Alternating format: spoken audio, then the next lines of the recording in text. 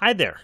In today's 99-second or less Divi tip, I wanted to show you how easy it is to add fonts to Divi.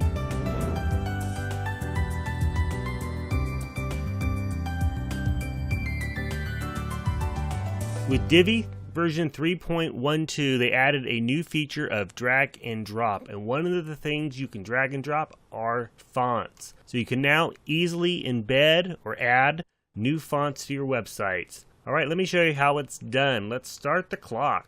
I want to go ahead and add the new font here. So the first thing I need to do is find the font. So if you already have one on your system, you'll skip this step. I'm here at 1001 free fonts, and I will link that in my description. And what I'm going to do is add this boycott font. As you can see here, it's free to use. So I've already downloaded it.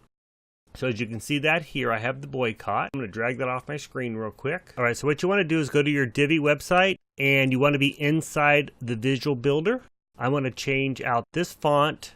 So I'm going to open up the module, come over here to design, and let's take a look at what we have. We have the default font selected right now. If I open this up, you can see there's no additional fonts added. So I can either upload it this way, where I'll choose the font file, and then I would choose my font here.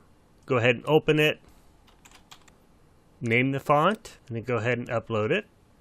So as you can see now, the boycott font has been added. So let's go ahead and delete that. Alright, the other thing you can do is from this screen right here, the visual builder, I'm just going to drag and drop the font file onto the screen, give it its name, and go ahead and upload it. Open up the module. We'll come back here to heading text, heading font.